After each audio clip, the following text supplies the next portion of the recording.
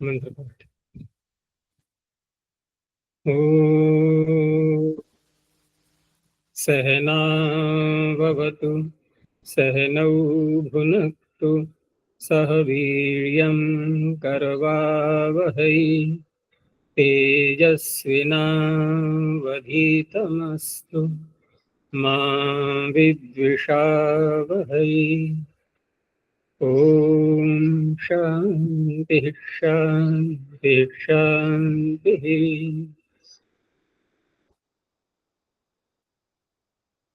प्रथमा वृत्ति की 497वीं कक्षा, 8वें अध्याय के चौथे पाद में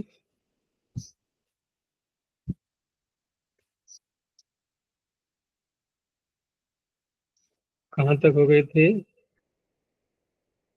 उभौ साभ्यासस्य। उभौ साभ्यासस्य 20 संख्या तक के सूत्र हो चुके हैं। कोई प्रश्न है तो पूछो।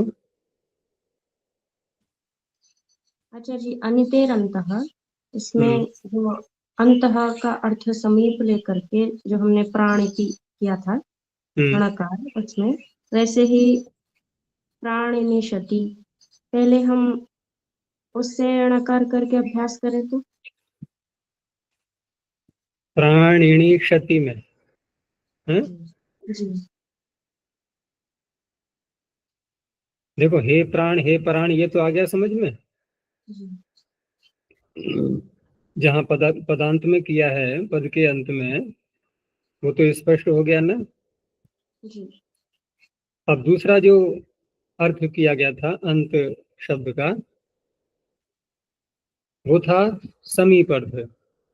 तो महाभाष्य का ही मंतव्य है, तो उसको दूर करने के लिए कुछ आचार्य इसका दो भाग कर देते हैं, अन्यतः को पृथक कर देते हैं और अंतः को पृथक। दो भाग हो गए ये।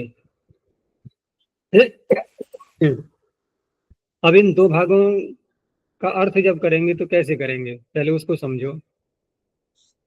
पहले सूत्र बना अनितेह।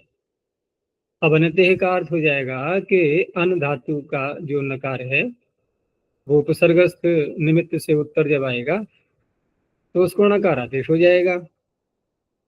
तो हमने क्या बनाया? प्राणिति। ठीक है ना। ये जो लट लकार में रूप बनाएंगे तो प्राणिति अथवा प्राणिति। तो उपसर्गस्थ निमित्त है, आगे अन धातु है, किसी से प्राप्त है नहीं यहाँ पर। तो ये तो अनित्य का अर्थ समझ में आ गया। अब अंतः, तो प्राणिति प्राणिति को बनाने के लिए क्या है, ये तो स्पष्ट हुआ, क्योंकि हमने एक ही सूत्र बना करके अनितेर अंतः ऐसा करके जब अर्थ किया था, तो प्रथमावृत्ति में जो उदाहरण है वह केवल हे प्राण हे प्राण यही तो है, प्राणिति प्राणिति तो है नहीं। अच्छा, अब दूसरा भाग बना सूत्र का अंतः। यहाँ ऊपर से हमने अनित्य की अनुवृत्ति ले ली। अब इसका अर्थ क्या बनेगा कि उपसर्गस्थ निमित्त से उत्तर जो अंधातु पीछे बोली थी उसके नकार के स्थान पर, लेकिन वो नकार कहाँ होगा? अंतः, यानी पद के अंत में। क्योंकि यहाँ पर जो पदांतस्य से निषेध प्राप्त हो रहा था ये उसके लिए बनेगा। अब ये तो पद के अंत में यहाँ पर नकार को नकार हो जाएगा। उससे बना लिया हमने हे प्राण और हे प्राण। अब एक उदाहरण यहाँ इस तरह का भी देते हैं कि जैसे हमने प्राणिति प्राणिति ये बनाया, तो यहाँ पर जो अंत का अर्थ समीप कर रहे हैं उसमें कारण क्या बन रहा है? देखो, इन दोनों सूत्रों में योग विभाग करके अंत का अर्थ समीप तो नहीं किया ना, कभी समीप नहीं किया गया है। देखिए, समीप अर्थ करने की आवश्यकता हुई क्यों?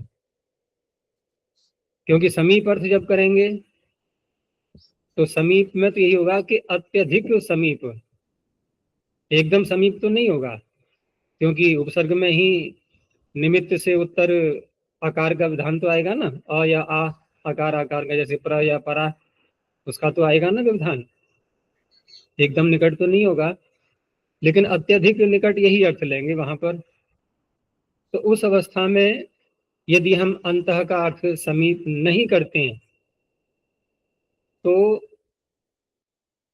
यहाँ जब अडागम करेंगे कहीं पर, अडागम की स्थिति में क्या बनेगा? नहीं, अडागम नहीं, यनादि परी, परी को ला करके, परपरा नहीं, परी को ला करके, परी में भी उपसर्गस्थ निमित्त निमित्त विद्यमान है, रेफ वहां पर, और अनिति का, अनिति से पहले हमने परी को लगाया, तो यनादेश करके क्या स्थिति बन रही है?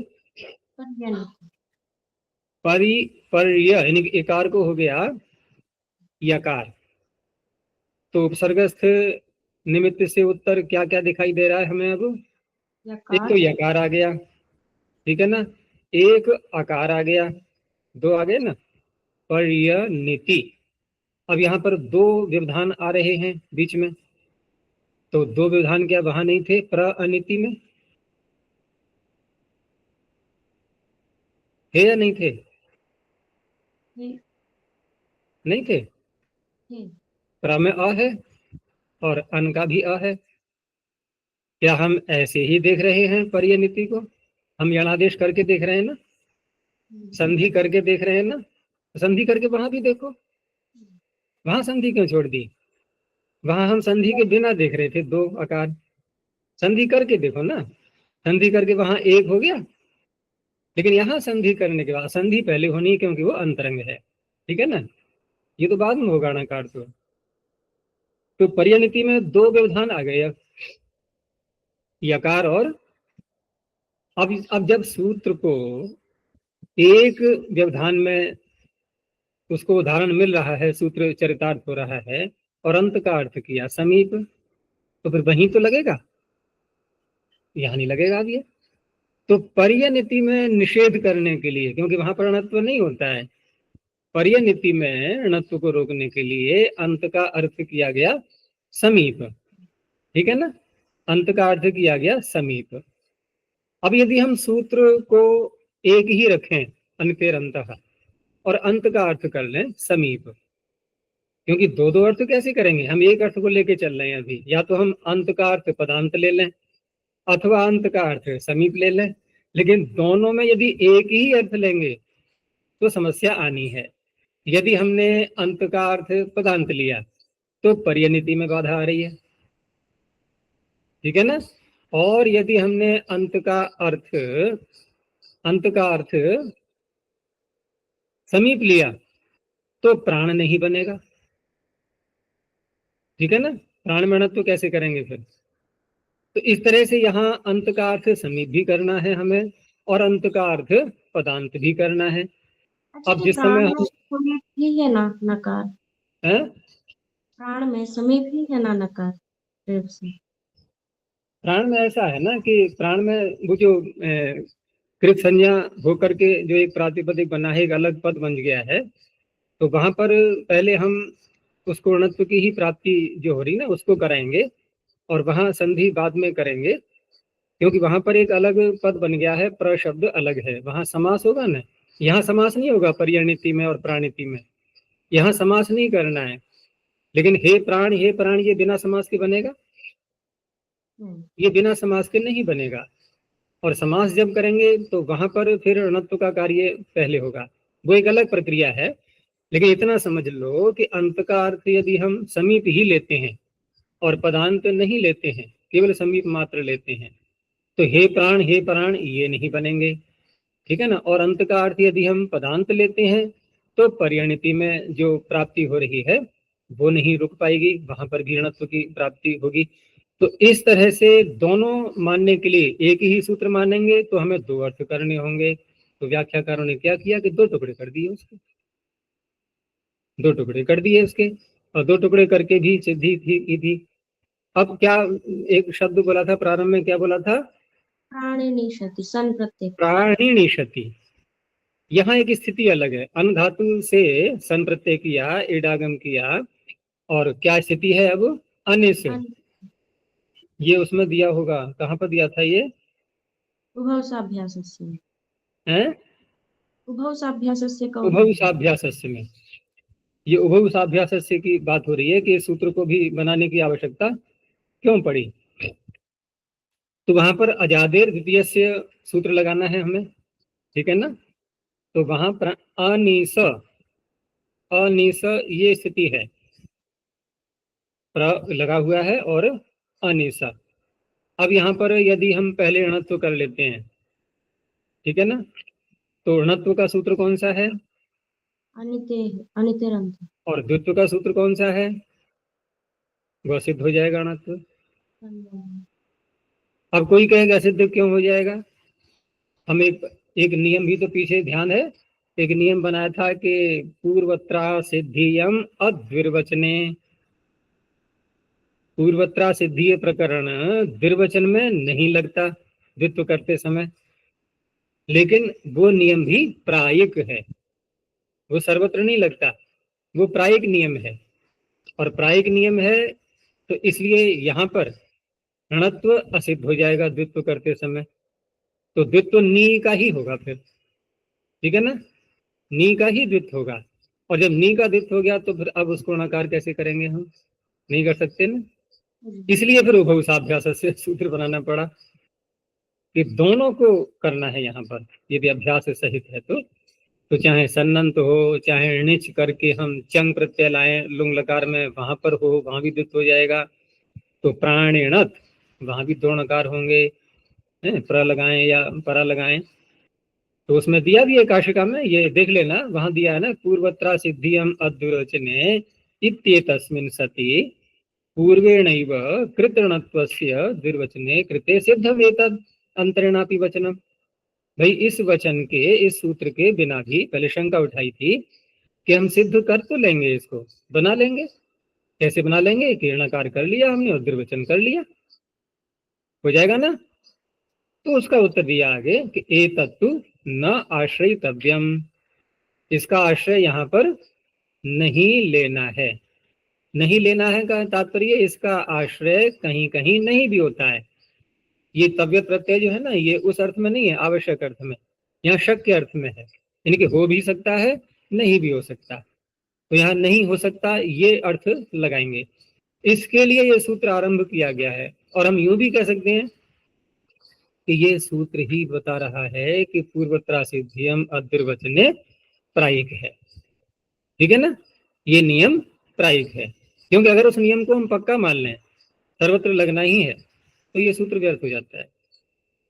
भाई पहले अणत्व कर लेंगे और वो सिद्ध ही रहेगा द्वित्व करते समय, ठीक है ना, पूर्वत्रा सिद्धि हम अद्विर्वचने, द्विर्वचन को छोड़ करके असिद्ध का कार्य होगा, और द्विर्वचन कर रहे हैं तो सिद्ध ही रहेगा, तो बन जाएगा प्राणिण या प्राणिणी क्षति। लेकिन ये सूत्र बता रहा है कि वो नियम प्रायिक है, अप्रायिक है तो वह असिद्ध हो जाएगा, असिद्ध होने से वहां पर ऋणत्व की प्राप्ति नहीं हो पाएगी। अब जहां पर ये ऐसी बातें निकाली जाती हैं ना कि किसी नियम को प्रायिक बताया गया, तो प्रश्न ये भी तो उठा कि आप प्रायिक बता क्यों रहे हैं, आप नित्य क्यों नहीं लगाते इस नियम को, आप इस नियम को नित्य लगने वाला क्यों नहीं मानते, आपको आपत्ति क्या है। अरे आपका सूत्र भी बचेगा, ये आपको सूत्र बनाने की भी आवश्यकता नहीं होगी, होगी नहीं होगी, ये सूत्र बच जाएगा नहीं बच जाएगा, अगर उस नियम को हम नित्य मान लें तो, कि पूर्वत्रा सिद्धियम अद्विर्वचने। तो ऐसी स्थितियों में एक अन्य प्रयोजन भी दिखाते हैं कि हमने प्रायिक इसको क्यों बनाया।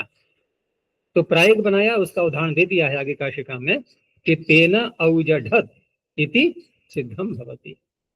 औजढत को बनाने के लिए, क्योंकि वहां पर भी पूर्वत्रा सिद्धियम अद्विर्वचने नियम को नहीं लगाया गया है, अब जब इसको प्रायिक बना लिया गया इस सूत्र के द्वारा तो औजढत की सिद्धि हो गई, नहीं तो वो नहीं बन पाता, वो कैसे बना है वो देख लेना बाद में। इस तरह से इस उभयसाभ्यास की आवश्यकता पड़ी।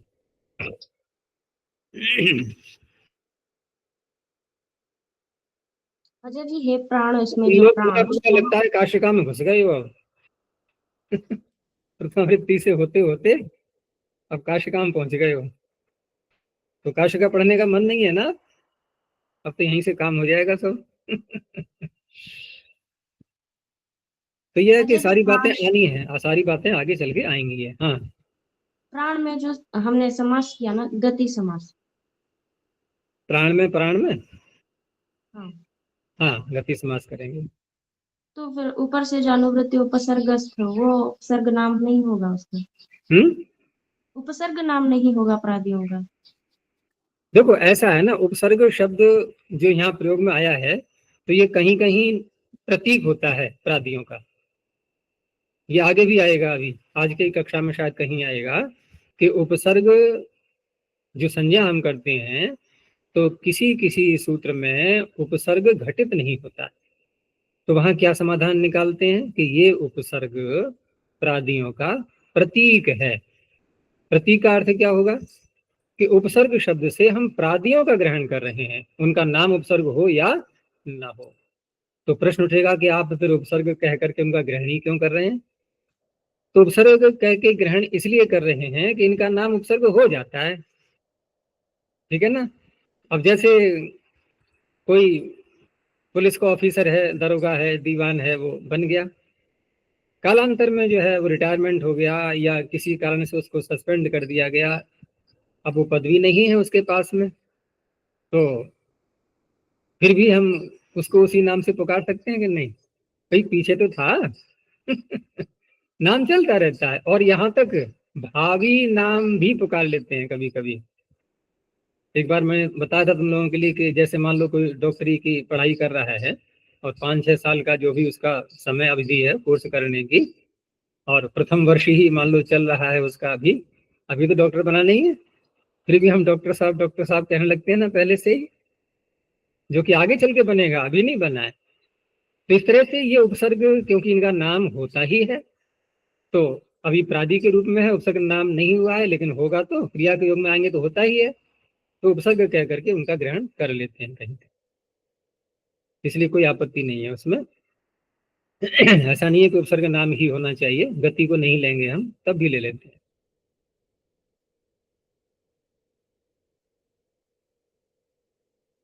तो उभौ साभ्यास से ये हो गया। अब अगला सूत्र देखो, हंते रथ पूर्वस्य। सरल है सूत्र ये। और देखो सूत्र सारे ये जो जहां जहां भी ये आ रहे हैं, ये हमेशा ध्यान रखना कि जहां पर प्राप्त नहीं है किसी अन्य सूत्र से, अथवा विकल्प कोई कर रहा है तो प्राप्ति में विकल्प भी होता है, प्राप्ति में भी विकल्प होता है। तो ये हमें सदा ध्यान रखना है कि ये सूत्र जो है ये क्यों बनाया जा रहा है, आवश्यकता इसकी क्या पड़ रही है। तो यहाँ देखो, हंते षष्ठी क्वचनांतम अतपूर्वस्य षष्ठी क्वचनांतम। कहीं कहीं अतिव्याप्ति होती है, उसको सीमित करने के लिए भी कोई विशेषण लगा करके सूत्र की रचना होती है। तो उपसर्ग की तो पीछे से आई रही है अनुवृत्ति, और इसमें जो एक विशेषण और लगा दिया है अतपूर्वस्य, और ये है षष्ठी का। तो षष्ठी का ये विशेषण किसका बनेगा फिर? यानी कि बहुरी समास जो किया हमने, अत पूर्व यस्मात्। वो यस्मात् कौन है? वो यस्मात् है जिस नकार को आप नकार करेंगे, वह नकार यस्मात् शब्द से कहा गया है, तो उसका बनेगा ये विशेषण। और वो नकार हन धातु का भी होगा। दोनों बातें ध्यान रखना, वह नकार हन धातु का भी होगा और उसके पूर्व में आकार भी होगा। ये तपर है, ह्रस्वकार ही लेना है, दीर्घ आकार यदि आ रहा है तो नहीं ले सकते। और ऐसे रूप आते हैं कि जहां पर दीर्घ आकार भी आता है, जैसे चिन्ह में यदि हम बनाएं इसका रूप हन धातु का, तो वहां पर वृद्धि हो जाती है ना हन धातु को अतोभ्याय से, तो हान बन जाता है, वहां नहीं लगेगा ये। जैसे प्राघानी, परियघानी, वहां प्राघाणी ऐसे नहीं बोलेंगे, तो ह्रस्वकार ही लेना है। तो उपसर्गस्थात निमित्तात् उत्तरस्य, उपसर्ग इधर आ जाएंगे धातु से पहले, उपसर्गस्थात निमित्तात् उत्तरस्य आकार पूर्वस्य हंति नकारस्य। आकार पूर्व से भी नकार को ही बोल रहा है, क्योंकि हंति का नकार का समास कर दिया इन्होंने। अकार पूर्वस्य हंति नकारस्य नकारादेश भवति। अब हन धातु का कर्मवाच्य में हन्यते ये रूप बना, इधर ये प्र लगा दिया गया, प्र में निमित्त मिल गया। तो अब ये सूत्र क्या करेगा कि उपसर्गस्थ निमित्त है और हन्यते में नकार से पूर्व आकार आ रहा है, नकार हो गया। अब देखो यहाँ क्या किसी सूत्र से प्राप्त है, यहाँ पर है ही नहीं, कोई भी सूत्र नहीं है इसके लिए हन धातु के लिए। जहां जहां भी है सबकी गिनती कर दी गई है। कोई सामान्य सूत्र ऐसा नहीं आया है जो उपसर्गस्थ निमित्त से उत्तर सारी धातुओं को ले ले, ऐसा कोई सूत्र नहीं आया अभी तक। तो प्रहण्यते परिहण्यते, एक कृदंत का भी दे दिया उदाहरण, क्योंकि इसमें कृदंत और तिंगंत वाली बात तो कुछ भी नहीं है। बस हन धातु होनी चाहिए, उसका नकार होना चाहिए, नकार से पूर्व आकार होना चाहिए। तो प्रहणनम परिहणनम ये आ गया। अब प्रहणनम परिहणनम में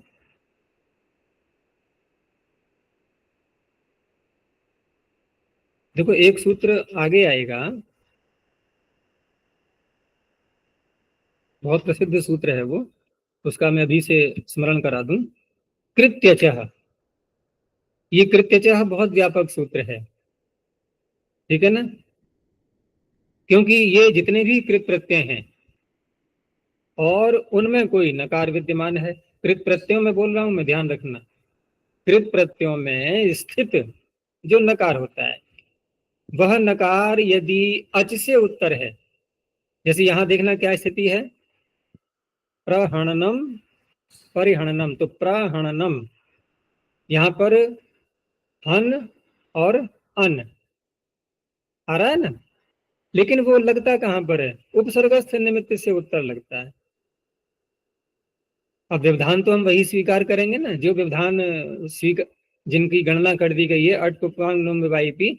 लेकिन यहाँ पर हमने जब हन धातु के नकार को नकार कर लिया हंते रथ पूर्वस्य से, तो उस अवस्था में उपसर्गस्थ निमित्त से उत्तर, यद्यपि कृत प्रत्यय में नकार है, लुट प्रत्यय है ना, अन कृत प्रत्यय में नकार है, नकार अच से उत्तर भी है कृत्यचः, लेकिन व्यवधान किस किस का आ गया देखो। ह का आ गया, स्वीकार था। प्र में अ है वो भी स्वीकार है, हकार भी स्वीकार है, ह में अ है वो भी स्वीकार है, लेकिन नकार तो स्वीकार नहीं, इसलिए उसको नहीं हो पाया है। नहीं तो जितने भी शब्द ऐसे बनते हैं कृत प्रत्यांत जिनमें नकार होता है और उपसर्ग ऐसा लगाया है जिसमें कि निमित्त विद्यमान है णत्व करने का, तो वहां णत्व होता ही है। कृत्यचः बहुत व्यापक सूत्र है ये, वो आगे आएगा। तो इस तरह से प्रहणनम परिहणनम यहां भी किसी से प्राप्त नहीं था, तो ये इसके उदाहरण बनेंगे। अब आगे देखो, वम और वा, अब ये इसी के लिए तो कह रहा है, अंतेरत पूर्व से इसी धातु को आगे भी लिया गया। तो वमोह सप्तमी द्विवचनांतम वाद्य पदम, इसमें सप्तमी है तो इनको परे ले लेंगे, अब धन धातु के परे।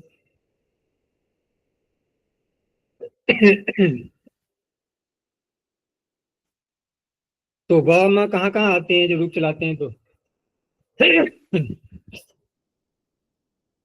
तिप्तस जी में देखो देखो। मस मस हम्म, वस और मस। अच्छा, तो मिप में नहीं है, मिप वस मस,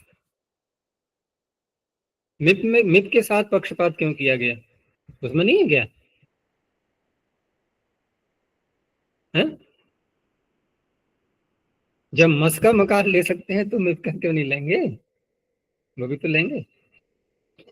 वो अलग बात है, ये तो उदाहरण तो एक सीमित होते हैं ना, सारे थोड़ी दिखाई जाते हैं। तो वकार मकारयोः परतः, हन्तेर नकारस्य अकार पूर्वस्य उपसर्गस्थात् निमित्तादुत्तरस्य विकल्पेन नकारादेशो भवति। अब पिछले सूत्र में और इसमें क्या अंतर है भाई, जो बात ये कह रहा है वही तो पिछला सूत्र कह रहा था। पिछले सूत्र ने ये थोड़ी कहा था कि वकार मकार परे होगा तो मैं नहीं करूंगा, तो पूर्व सूत्र से प्राप्त है या नहीं है, लेकिन उसे नित्य प्राप्त है। इसने क्या किया, इसने व और म में विकल्प कर दिया। अब जरा रूप बताओ मुझे चला करके, बोलो एक एक करके, लट लकार के सारे रूप बोलो प्र लगा करके, अन धातु के एक वचन में क्या बनेगा,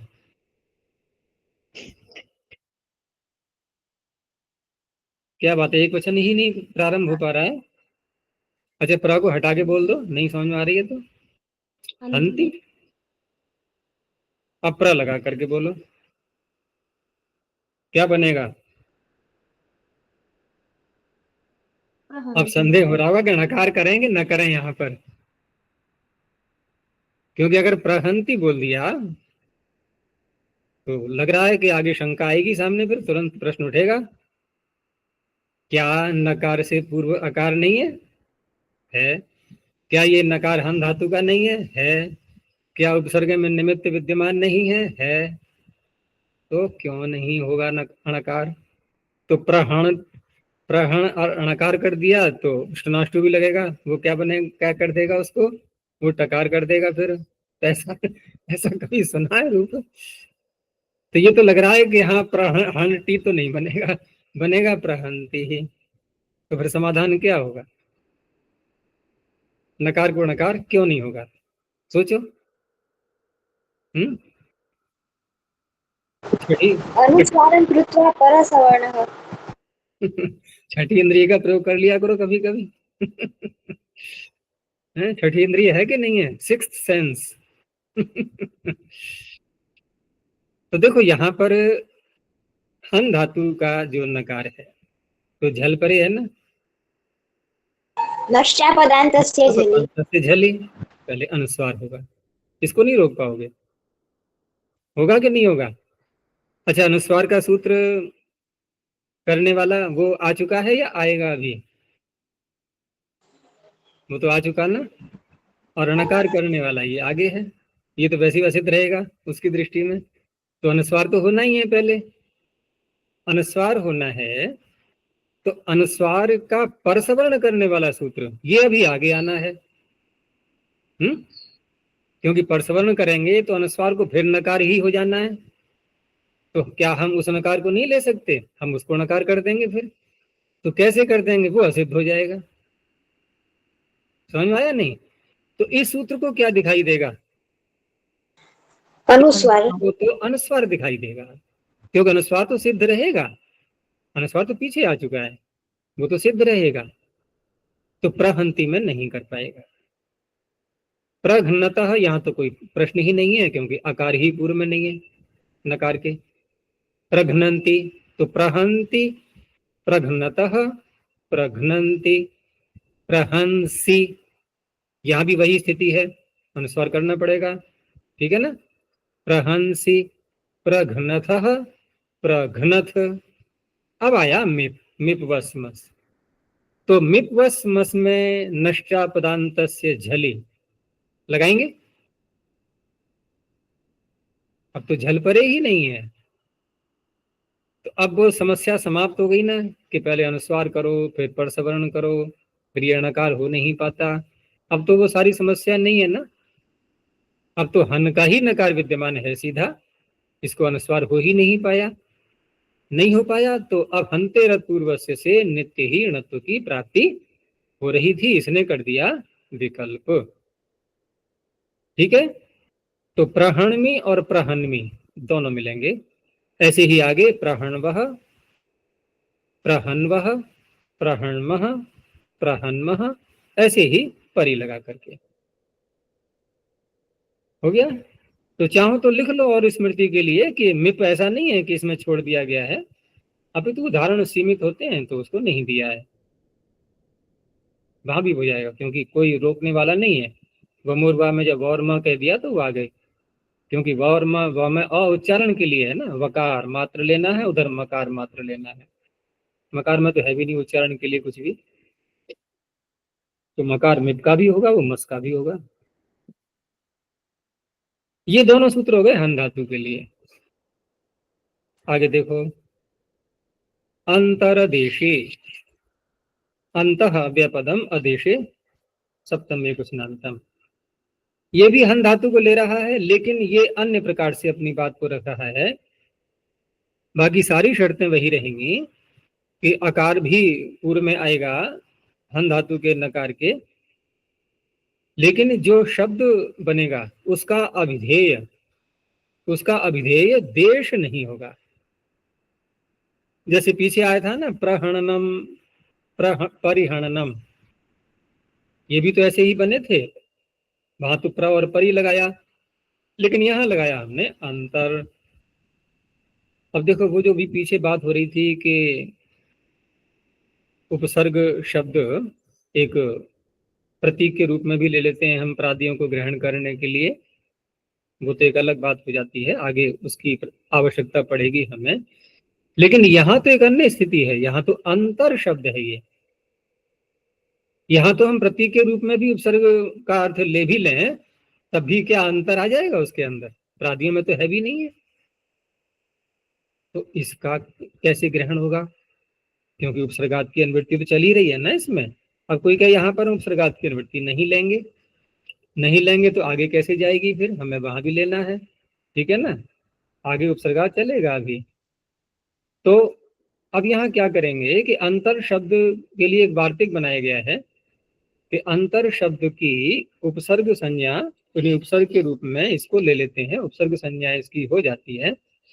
तो अंतः शब्दस्य आंग विधि, आंग की, आंग आ जाए तो, और की प्रत्यय जहां करते हैं आंग की विधि, और णत्वेषु उपसंख्यानम। अंतः शब्दस्य आंग की विधि णत्वेषु उपसंख्यानम, अर्थात इन इन कार्यों को करते समय अंतर शब्द की उपसर्ग संज्ञा हो जाती है। तो उपसर्ग मानते हुए यहाँ उपसर्गस्थ निमित्त ये स्वीकार कर लिया गया है। उससे उत्तर ये कह रहा है कि देश अर्थ न हो बस, ठीक है ना, ये ध्यान रखना है। तो अंतर हण्यते, अंदर जो है प्रहार किया जा रहा है किसी पदार्थ पर, देश का तात्पर्य स्थान है ना, किसी स्थान पर प्रहार कर रहे हैं तो स्थान नहीं लेना है, देश नहीं लेना है, ठीक है ना। तो अंतर हण्यते ये तो हो गया कर्म में, और भाव में ले लिया अंतर हणनम वर्तते, यहाँ भाव में लिट प्रत्यय कर लेंगे, और इसमें अंतर अपरिग्रह से गति संज्ञा भी कर लेते हैं। तो लेकिन गति के साथ साथ यहाँ गति का तो अधिकार चल नहीं रहा है, वो तो समास करने में सहायता करेगा, कुगति प्रादेय है सूत्र फिर, क्योंकि कुगति प्रादेय उपसर्गों की तो यह समास करता नहीं उपसर्गों के साथ में, और प्रादियों में अंतर आता नहीं, तो समास कैसे करेंगे? तो समास करने के लिए गति नाम अंतर अपरिग्रहे, ये सूत्र इसकी गति संज्ञा करता है, समास हो जाएगा। इस तरह से अंतर हणनम में यहाँ भाव में लिट प्रत्यय कर लेंगे, और भाव में लिट प्रत्यय करके अब यहाँ पर देश अर्थ बनेगा नहीं, इसका केवल अर्थ क्या बनेगा? अंदर चोट करना, बस, देश अर्थ नहीं है। अब देश अर्थ कहीं होगा उस अवस्था में नहीं, हम देशी ही बोल दें सीधा कि अंतर हननो देशः, अंदर प्रहार किया जा रहा है ऐसा कोई स्थान, ऐसा कोई देश, वहां पर नकार ही रहेगा। तो अंतर हण्यते अंतर हननम वर्तते। आगे देखो, अयनम च, अब यहाँ पर शब्द एक अलग आ गया है, अयनम, अयनम प्रथमैकवचनांतम च व्यपदम। अयन दो प्रकार से हम बना सकते हैं, एक तो इण गतौ धातु से भी बन जाएगा, और अय वय पय मय चय तय णय गतौ, तो उस धातु से भी बन जाएगा लिट प्रत्यय करके, ठीक है ना। अयन, एक यहाँ पर टिप्पणी भी दी गई है इसमें प्रथमावृत्ति में, ये मीमांसक जी का सिद्धांत है और बात भी सही है उनकी, कि अयन शब्द जिस अर्थ को बोलता है, वैसे सामान्य अर्थ लेंगे हम धातु के अनुसार तो मात्र इतना ही तो बनेगा कि अयन माने गति, ठीक है ना। लेकिन गति कहने पर भी फिर भी इसमें भेद है कि कैसी गति। तो उन्होंने दिया है कि ये अयन उस गति के लिए आता है कि जैसे कोई कहीं से, किसी स्थान से, किसी बिंदु से उसने गति प्रारंभ की और लौट करके फिर वहीं आना हुआ उसका, तो ये संपूर्ण जो मिलाकर के जाना और आना, ठीक है ना, जहां से प्रारंभ किया वहीं पर समाप्ति। जैसे देखा होगा कि यज्ञ करते समय जब जल सिंचन के मंत्र आते हैं तो पहले मंत्र से एक दिशा में डालते हैं, दूसरे मंत्र से दूसरी दिशा में, तीसरे मंत्र से तीसरी दिशा में, और चौथे मंत्र से 4 ओर डालते हैं ना, लेकिन जहां से प्रारंभ करते हैं वहीं समाप्ति होती है उसकी। ऐसी गतियां जो होती है ना, तो वो कहलाती है अयन। और उसी के आधार पर रामायण शब्द बना है ये, क्योंकि रामायण जो ग्रंथ का नामकरण हुआ उसी आधार पर हुआ। प्रारंभ जहां से हुआ है उस ग्रंथ में राम का चरित्र, वो अयोध्या से प्रारंभ हुआ, और अयोध्या से प्रारंभ होकर के अंत में जाकर के सारा उनका जीवन चरित्र लिखते लिखते और अंत में फिर कहाँ आ गए, राज्याभिषेक हुआ ना बाद में, तो अयोध्या में जाकर के ही उसकी समाप्ति हुई। लेकिन उसकी समानता को लेते हुए कि राम का चरित्र रामायण, तो किसी ने कृष्ण का चरित्र लिखा तो वो कृष्णायन, लेकिन वो ऐसा नहीं था कि जहां से प्रारंभ हुआ वहीं अंत हुआ। वो समानता में कहीं भूल जाती है ना, जैसे रजोगुण और तमोगुण, तो तीसरा क्या कर दिया उन्होंने, सतोगुण। ये प्रायः भूलें होती हैं ऐसी। और बहुत लोग अपना नामकरण ही, जैसे कृष्णायन नाम ही किसी का रख दिया, तो नाम में ये अयन शब्द घटेगा तो नहीं। ये तो चलो अयन की बात हो गई। तो सूत्र क्या कह रहा है कि अंतः शब्दात उत्तरस्य अयन शब्द से नकार से, अवयनम में जो सूत्र में प्रथमा है ये षष्ठी के अर्थ में ली जाएगी। अयन शब्द से नकार से अणकारादेशो भवति, अदेशाभिधाने, देश यहां भी नहीं लेना है।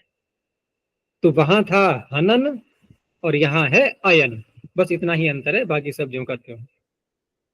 तो अंतर अयनम वर्तते भाव में हो गया, यानी अंदर गमन विद्यमान है। तो ये स्थान की दृष्टि से नहीं है, ये किसी वस्तु के अंदर। ऐसे ही अंतरयणम शोभनम, अंदर का जो गमन है वो बहुत सुंदर है। अब वो जो मैं कृत्यचः सूत्र बोल रहा था कुछ देर पहले, तो वो हनन के साथ तो नहीं जुड़ रहा था, लेकिन यहां देखो अब कि अंतर उपपद रहते हुए और अय धातु से या इन धातु से लिट प्रत्यय किया गया, तो लिट प्रत्यय का अन बचा, तो कृत प्रत्यय में नकार आ गया और अच से उत्तर है। और सूत्र कह क्या रहा था कि उपसर्गस्थ निमित्त से उत्तर, और हमने अंतर को उपसर्ग मान ही लिया अणत्व विधि में, तो उपसर्गस्थ निमित्त भी विद्यमान है यहाँ अंतर में रेफ, और कृत प्रत्यय में स्थित नकार भी आ गया है, अकार से उत्तर है, अच से उत्तर है, तो कृत्यचः से यहाँ पर ये शब्द बन सकता था अंतरयणम। फिर भी ये सूत्र की रचना की है, तो उसमें कारण है कि आदेश अर्थ को लाने के लिए, देश अर्थ में नहीं होगा, ये निषेध करने के लिए, प्राप्ति करने के लिए नहीं, प्राप्ति तो उससे हो ही रही थी, लेकिन देश अर्थ में रोकने के लिए ये सूत्र है, ये इसका प्रयोजन है। अगर देश बोलेंगे तो बोलेंगे अंतरयनः देशः, फिर ऐसे प्रयोग होगा। हो गया, आगे देखो, छंदसी ऋदवग्रहात्, छंदस्य ऋदवग्रहात्, तो छंदसी सप्तम विकुचनांतम, ऋदवग्रहात् पंचम विकुचनांतम।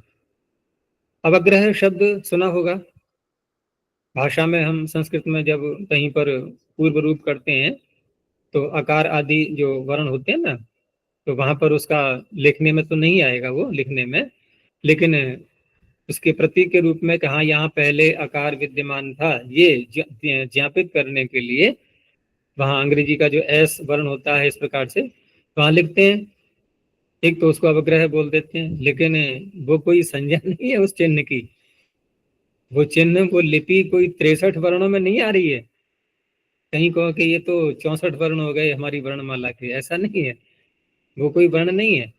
ये तो कालांतर में जाकर के लोगों ने केवल अपनी एक अज्ञानता के कारण से, क्योंकि लोग जब भाषा के महत्व को समझना छोड़ दिया, लोगों ने नहीं समझ पाए, तो जो जानकार नहीं है उनको बताने के लिए है वो चिन्ह।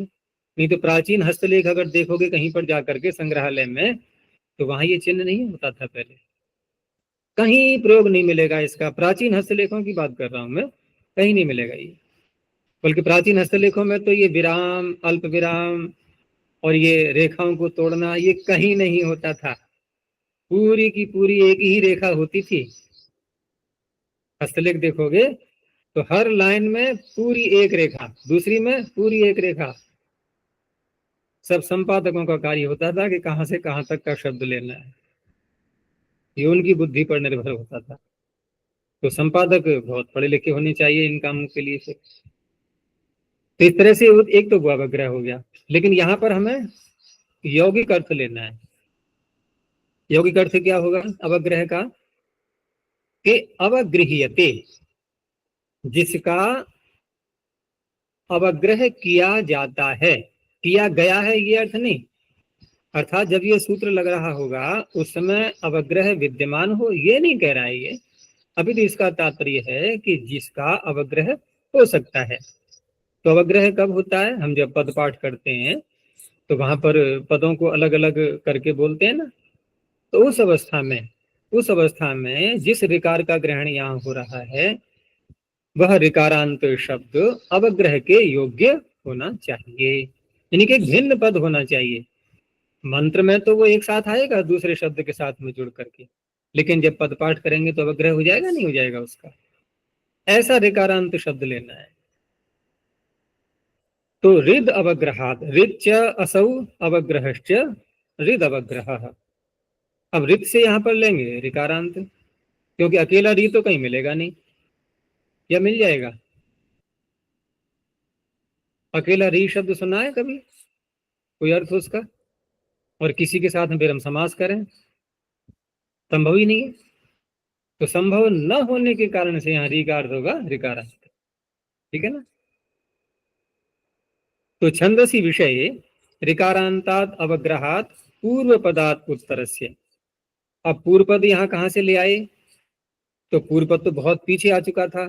पूर्व पदात संज्ञायामगः, हमने जब प्रकरण प्रारंभ किया था ये तो वहां पर आया था, लेकिन वहीं से इसका संबंध यहाँ जुड़ जाएगा, क्योंकि आवश्यक है पूर्व पद कहना। क्योंकि ऋकारांत जब लिया जाएगा तो वो पूर्व पद ही होगा कोई, और अवग्रह बोल रहे हैं तो अवग्रह पदों का ही होता है। इन सब से निर्णय करके ये निश्चय हुआ कि पूर्व पद होना चाहिए। तो ऋकारांतात अवग्रहात पूर्व पदाद उत्तरस्य नकारस्य णकारादेशो भवति। अब जैसे नृ शब्द है, ये एक पद है अलग, तो नृ मणाः पितृयाणम। अब यहाँ तो मिला करके ही बोलना है हमें, लेकिन जब पदपाठ होगा इनका तो नृ और मनाह ये अलग अलग आएंगे, फिर ऐसे ही पितृ और यानम ये अलग अलग आएंगे।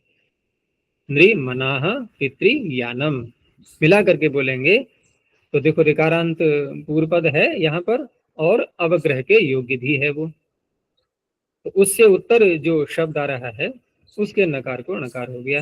जो बीच में व्यवधान आ रहे हैं वो वही स्वीकार किए जाएंगे जिनका परिगणन कर दिया गया है। ये हो गया। छंदसी को आगे और ले गए, क्योंकि अगला सूत्र तो बहुत प्रसिद्ध है। ये छंद के लिए बहुत से शब्द आते हैं जहां पर नस का प्रयोग होता है और वहां पर उस नकार को णकार करता है ये। तो नष्ट धातु स्फोर ऋषभ्य, पीछे भी कई बार इसका उच्चारण आ चुका है, ध्यान आ रहा है? अनेकों सूत्रों में बोला है इसको। तो नस अविभक्त्यंत निर्देश, कौन सा नस है ये? जो हमारे शरीर में है 72,72,72,10,201। तो ये अस्मद के स्थान पर होने वाला नस है। इसकी नस बहुवचन अस्ति वस्नसौ। हाँ, और किसके स्थान में होता है ये? अस्मद के स्थान पर। और कहाँ कहाँ होता है? तो द्वितीया का बहुवचन, चतुर्थी का बहुवचन और षष्ठी का बहुवचन, सभी ले लेंगे। इन्होंने यहाँ पर एक, हाँ दोनों लिया है, लेकिन ये भूल, इन्होंने जहाँ लिखा है ना बहुवचन से वसनसौ से अस्माकम के स्थान में हुए नस का यहाँ ग्रहण है, ये वाक्य थोड़ा संशोधित कर लो इसको कि बहुवचन से वसनसौ से अस्माकम और अस्मान के स्थान, अस्मान और जोड़ लेना, केवल अस्माकम के नहीं है, दोनों के उदाहरण मिलेंगे इसमें। सब जगह अस्मान हम बोलेंगे तो अशुद्ध हो जाएगा वो। तो सूत्र का अर्थ नस अविभक्त्यंत निर्देश च व्यपदम धातुस्थो ऋषुभ्य पंचमी बहुवचनांतम। अब धातुस्थ शब्द में स्था धातु प्रयोग की गई है, यानी कि धातु तिष्ठति इति धातुस्थ। तो तिष्ठति किसको बोल रहा है? नकार को, धातु में स्थित नकार। ठीक है ना? नहीं, धातु में स्थित निमित्त, नकार नहीं, धातु में स्थित निमित्त, क्योंकि पंचमी है। धातु में स्थित निमित्त। अच्छा, फिर ये स्था धातु का प्रयोग उरु और शु इनके साथ में क्यों नहीं किया? वहां भी बोल रहे हैं कि धातुस्थ, उरुस्थ, शुस्थ, ठीक है ना? सभी में स्थित निमित्त लेंगे नहीं लेंगे? धातु में स्थित निमित्त, उरु में स्थित निमित्त, शु में स्थित निमित्त, क्या लग रहा है? और में निमित्त नहीं चाहिए, केवल धातु में चाहिए। और में तो निमित्त दिख रहा है, उरु में नहीं दिख रहा है। रेफ, रसाभ्याम नोना, रेफ दिख रहा है कि नहीं? और शु में मूर्धन्य षकार दिख रहा है, तो जहां दिख रहा है वहां भी लगाएंगे स्था को। धातु तो भिन्न प्रकार की भी हो सकती है, जहां कोई भी निमित्त नहीं है वहां आवश्यकता है लगाने की। तो धातु स्थात निमित्तात उत्तरस्य, पुरु शब्दात है, शु शब्दाच उत्तरस्य, नस शब्दस्य नकारस्य अणकारादेशो भवति छंदसि विषये। हो गया? अब देखो, अग्ने रक्षाणः, अग्नि संबोधन हो गया। रक्ष लोट लकार मध्यम पुरुष एक वचन, और णः, अब ये णः अस्माकम के स्थान में है या अस्मान के स्थान में है? क्या समझ में आ रहा है? हमारी रक्षा करो, तो हमारी कह करके कहेंगे हम अस्माकम के स्थान पर होना चाहिए, लेकिन कर्म है। हाँ, कर्म है ये। हे परमात्मन हमारी रक्षा करो। अब रक्ष को यहाँ पर दीर्घ हो जाता है, उसका सूत्र तो पीछे पढ़ ही लिया है, छठे अध्याय के तीसरे पाद में। द्व्यचः अतः तिंगः, तिंगंत जो अकारांत शब्द होते हैं ना, दो अच वाले, उनको दीर्घ कर देता है। तो रक्ष में दो अच थे, रक्षा बना दिया। इसने क्या किया कि धातु में स्थित निमित्त, रक्ष में शकार आ गया ना, मूर्धन्य, वो निमित्त मिल गया, उससे उत्तर नस के नकार को नकार कर दिया, जो कि किसी से प्राप्ति ही नहीं था। एक मंत्र मैंने पीछे भी बोला था, रात्रि में सोते समय जो मंत्र बोलते हैं, यह जागृतो दूरम उदयति, 6 मंत्र। एक मंत्र मैंने और कौन सा बताया था, याद है किसी को? अग्ने त्वम सुजागृहि वयम सुमंदिषीमहि रक्षाणो अप्रयुच्छन प्रबुधेनः पुनस्कृधि। बहुत सुंदर अर्थ है इसका, अर्थ करेंगे तो बहुत देर हो जाएगी। तो यहाँ पर जो शब्द आ रहा है रक्षाणः अप्रयुच्छन, यहाँ भी देखो रक्षाणः, यही तो है, बिना प्रमाद के हमारी रक्षा करते रहना, क्योंकि हम सोने जा रहे हैं। ठीक है ना? परमात्मा से कहा जा रहा है, उसको चौकीदार बनाया जा रहा है हमारा, ठीक है ना? तो अग्ने रक्षाणः शिक्षाणो अस्मिन्, यहाँ शिक्ष का जो दो अच वाला है ना, इसको दीर्घ हो गया, शिक्षा, नस के नकार को नकार हो गया। अब दिया आगे शु शब्द का, ये नहीं उरु का, उरु का दिया उरुणस्कृधि। उरु किसे कहते हैं? बहुत। बहुत। और णः कृधि, अब ये णः अस्माकम का है या अस्मान का है? हमारा बहुत करो, परमात्मा से कहा जा रहा है कि हमारा जो कुछ भी है, भाई हमारा परिवार, हमारा धन, हमारी संपत्ति है ना, हमारी विद्या, जो कुछ भी है, हमारी बुद्धि, ये सब में थोड़े से काम नहीं बनेगा, बहुत करो, बहुत दे दो बना करके, ठीक है ना? उरुणस्कृधि, हमें बहुत बड़ा बना दो आप। तात्पर्य कहने का वही निकलेगा कि हर प्रकार से हमें संपन्न कर दो। तो उरुणस्कृधि, कृधि में जो ही है ना, इसको धी कर देते हैं, सूत्र पीछे आया था, श्रु श्री णु प्री क्री वृभ्यश छंदसी, वेद में भुजल विवृति के आगे देखो, तो श्रु श्री णु प्री क्री, क्री के आगे जब ही आएगा तो उसको धी हो जाता है, धकार हो जाता है, पूर्णस्कृधि, छंद में, छंद का ही होता है ये हो गया। ऐसे ही आगे है शु शब्द, तो शु शब्द का अभीषुण सखी नाम। अब यहाँ पर अभी जो ह्रस्व है, ह्रस्व कारांत, इसको दीर्घ हो गया है। अभीषुण सखी नाम, देखो उदाहरण शु का नहीं है, शु में तो निमित्त देख लिया हमने, उसके आगे जो णः नस आ रहा है उसको णकार इस सूत्र ने किया। लेकिन सिद्धि की दृष्टि से बता रहा हूं मैं कि अभी का जो ह्रस्व इकार है तो उसको दीर्घ करने का जो सूत्र है एकः स्वई, हाँ एकः स्वई, ये भी वही है छठे अध्याय के तीसरे पाद में, इगंत को यहाँ पर दीर्घ कर दिया गया है अभी को। आगे ऊर्ध्व ऊषुण ऊतये, यहाँ भी शु का उदाहरण है ये, तो शु से उत्तर नस के नकार को णकार हो गया। ठीक है, बस ये हो गया। आगे देखो, उपसर्गाद अनोत्परः, उपसर्गाद पंचम एकवचनांतम अनोत्परः प्रथम एकवचनांतम, न ओत्परः अनोत्परः, अर्थात ओकारात परः ओत्परः, ओकार से परे, ओकार से परे। यहाँ दोनों प्रकार के समास करते हैं, एक ये भी करते हैं ओकार परे है जिसके, जैसे वृद्धादेश में था ना तपर का, तः परः यस्मात् और तात परः तपरः, अदेंग गुणा में घटाया था ना, अदेंग गुणा में तात परः तपरः तः परः यस्मात् दोनों। तो इस तरह से यहाँ पर ओकार से परे और ओकार परे है जिसके, यहाँ इन्होंने यही दिया है केवल अभी ओकार से परे, तो न ओत्परः अनोत्परः, ओकार से परे न हो। तो उपसर्गस्थात् निमित्तात् उत्तरस्य अनोत्परस्य नसः नकारस्य णकारादेशो भवति। अब यहाँ पर देखो उपसर्गस्थ निमित्त की बात हो रही है, तो क्या ये जो पीछे कह रहा था ना मैं कि उपसर्ग शब्द प्रतीक के लिए भी आता है कहीं कहीं, यहाँ देखो आ गया। अब ये उपसर्ग प्रश्न उठेगा ना कि उपसर्ग कहाँ है, यहाँ उपसर्ग तो क्रिया के योग में होता है, यहाँ क्रिया कहाँ दिखाई दे रही है हमें, यहाँ तो क्रिया है ही नहीं। तो अब यहाँ पर उपसर्ग का अर्थ ये प्रादि के उपलक्षण के लिए माना जाएगा, ठीक है ना।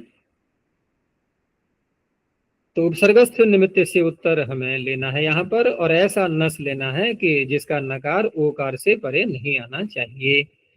तो प्र से उत्तर है, देखो प्रादियों का प्रयोग स्वतंत्र रूप में भी होता है वेद में,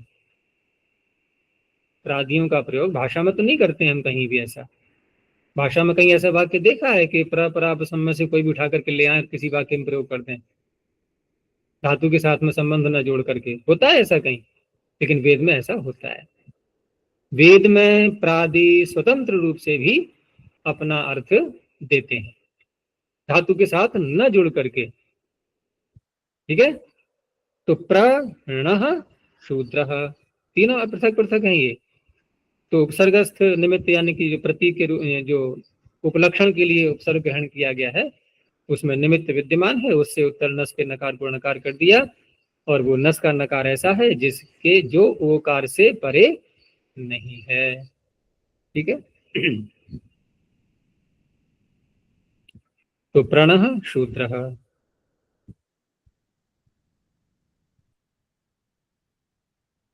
यहाँ समास भी कर सकते हैं हम प्र के साथ में नस का, और ऐसे ही प्राणसः, तो प्राणसः तो बिना समास के बनेगा भी नहीं वैसे भी, क्योंकि ये जो नस है ना, ये जो यहाँ पर नस की ऊपर से जो अनुवृत्ति आ रही थी, तो वहां तो नस था अस्मद के स्थान पर होने वाला आदेश बहुवचन से वसनसौ, लेकिन इस सूत्र में आकर के वही नस अस्मद के स्थान पर होने वाला नस वो भी ग्रहण करेंगे, और नासिका को जो नस आदेश होता है कुछ स्थलों पर उसका भी ग्रहण होगा।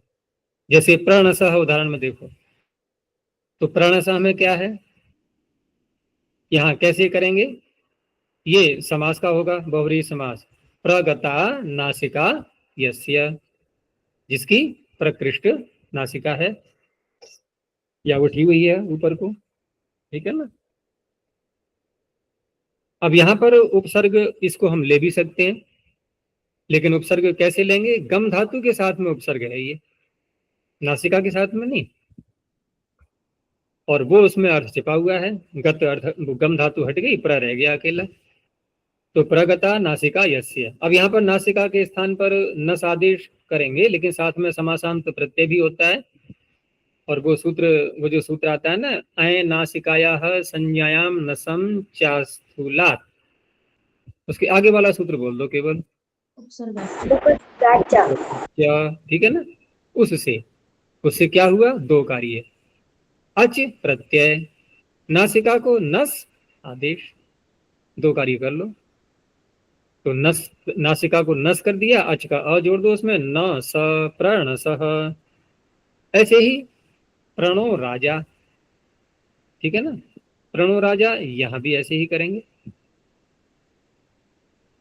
यहां क्योंकि आगे कोई अन्य शब्द नहीं है, तो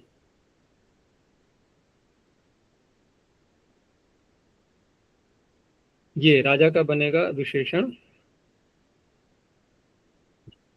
यहां पर अस्मत् का ही नस होगा, यहां पर अलग माना जाएगा, ठीक है ना। यहां समास नहीं होगा, पर अलग रहेगा और नस अलग रहेगा, यानी कि हमारा राजा, इस प्रकार से। तो इस सूत्र ने केवल मात्र इतना कार्य किया है कि ओकार बस परे नहीं होना चाहिए, या ओकार से परे नस का नकार नहीं होना चाहिए, दोनों प्रकार से। अब आगे आया ये मुख्य सूत्र,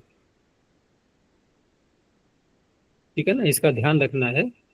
तो कृत्यचः बहुत व्यापक सूत्र है ये। कृति सप्तम में कुशनांतम, अचः पंचम में कुशनांतम। अब कृति में जो सप्तमी है वो इस कारण से नहीं है कि हम पर सप्तमी के रूप में इसका अर्थ करें कि कृत प्रत्यय परे रहते, नहीं नहीं, अधिकरण में सप्तमी है, ठीक है ना, आधार में। कृत प्रत्यय आधार है किसका, नकार का। तो कृत प्रत्यय में स्थित नकार, इस रूप में सप्तमी मानी जाएगी। और अचा में पंचमी है ही, वह नकार अच से उत्तर होना चाहिए। दो बातें मुख्य हैं बस, और उपसर्ग पीछे से आ रहा है। तो उपसर्गस्थात् निमित्तात् उत्तरस्य कृत्स्थस्य अचः उत्तरस्य नकारस्य णकारादेशो भवति। प्रारंभ में उपसर्ग, उसमें निमित्त, आगे कृत प्रत्यय होना चाहिए। लेकिन कृत प्रत्यय क्या उपसर्ग से होता है, धातु से होता है ना।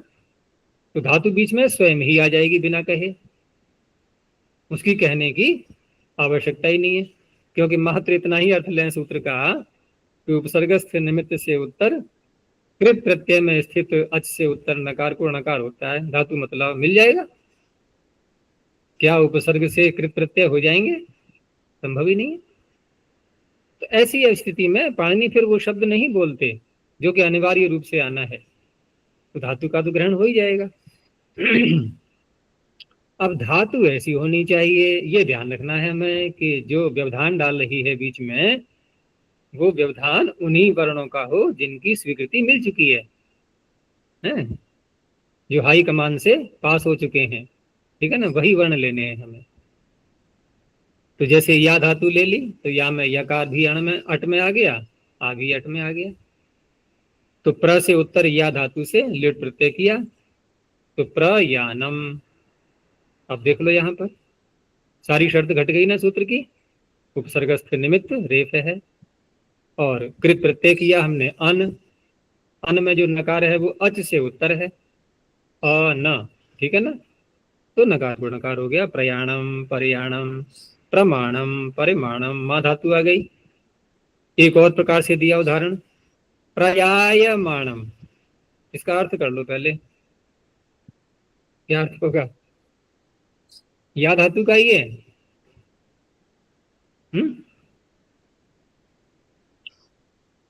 क्षत्रिय प्रत्यय करेंगे ना, क्षत्रिय, ये आत्मनिपद में है तो शानच करेंगे, यहाँ शानच मानते हुए।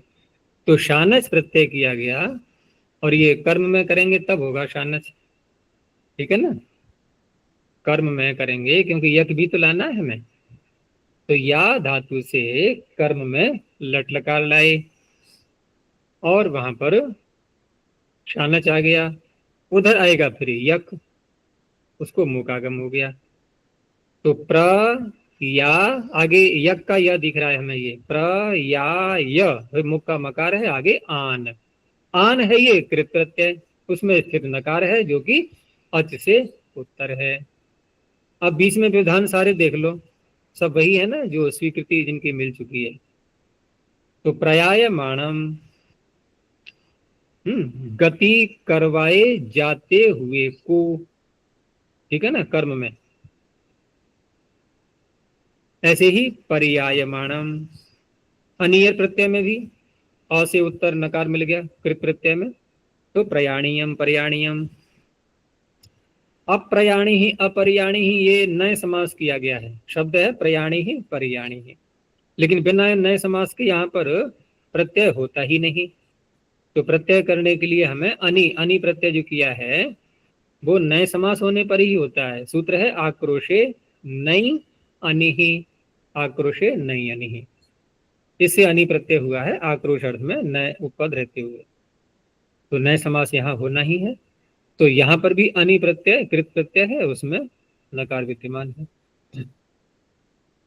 आगे उसका णिनी प्रत्यय का ले लिया है प्रयायन, ये मूल शब्द बन गया है, णिनी प्रत्यय किया है इसलिए योगागम भी हो गया है णित होने से। तो प्रयायणौ परियायणौ। अच्छा, एक वचन का क्यों नहीं दिया इन्होंने उदाहरण, सुप्रत्यय का, द्विवचन से क्यों प्रारंभ किया?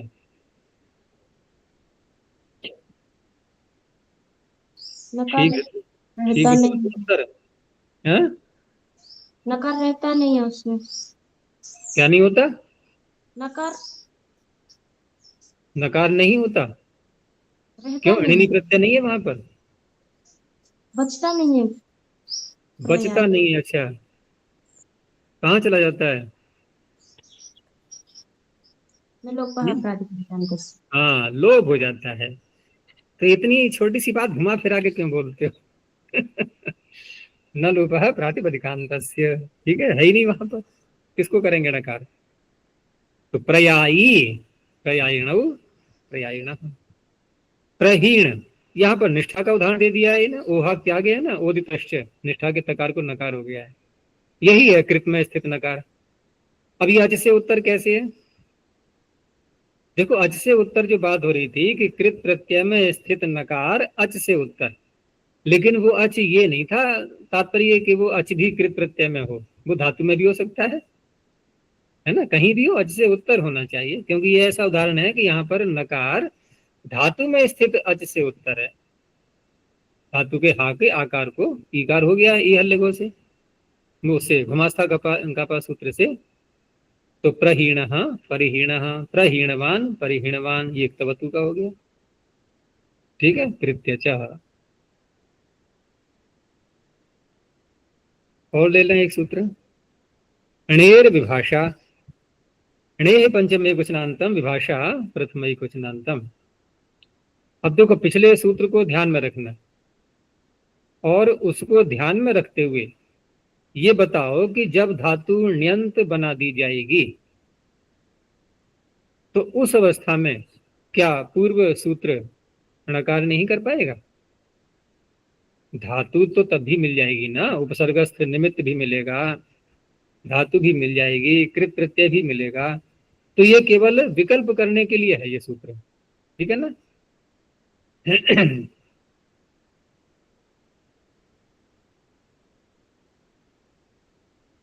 तुर्णेह पंचमे कुशनांतम विभाषा प्रथमे कुशनांतम। अब ण्यंत कहा है तो धातु तो स्पष्ट है ही, पीछे भी धातु ग्रहण की ही थी हमने। तो ण्यंता धातोर यो विहितः कृत प्रत्ययः तत्स्थस्य अचः उत्तरस्य नकारस्य उपसर्गस्थात् निमित्ताद् उत्तरस्य णकारादेशो भवति, विभाषा विकल्प से हो जाएगा। अब उदाहरण में पहले हमें धातु से ऋणिच प्रत्यय लाना होगा, प्रक्रिया यहीं से प्रारंभ होगी।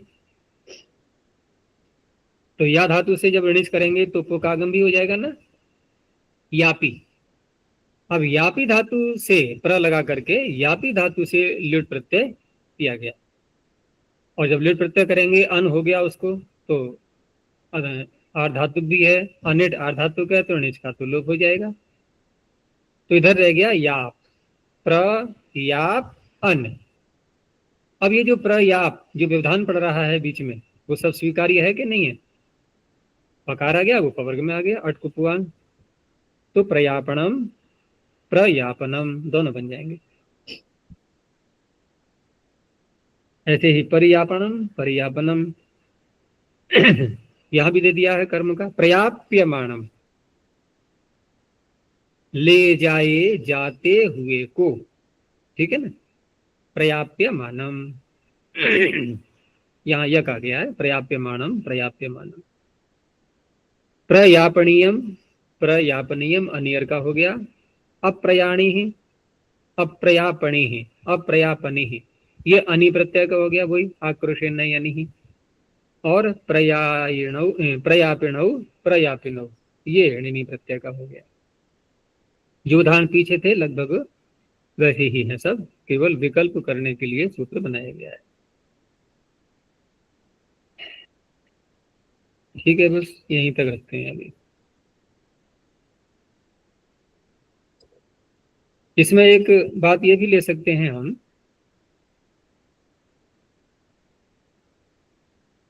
कि जैसे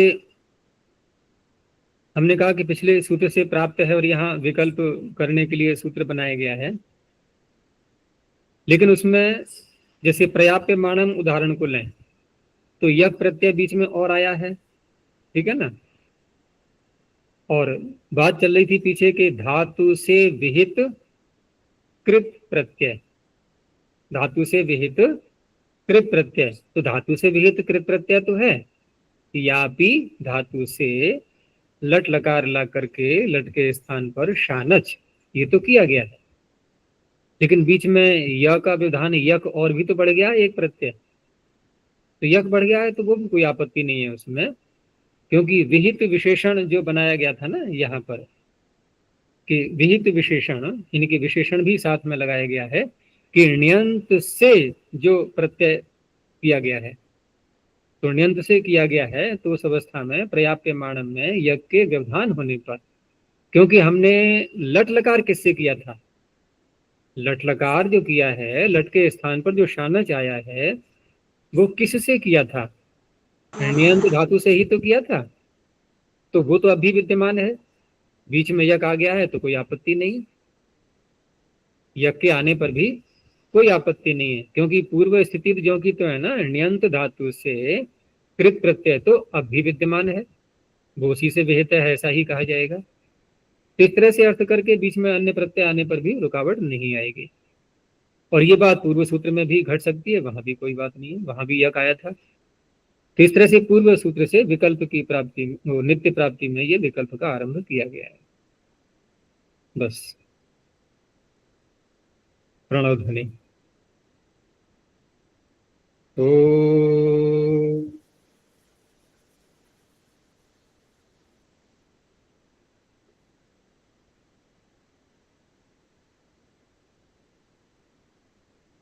ओ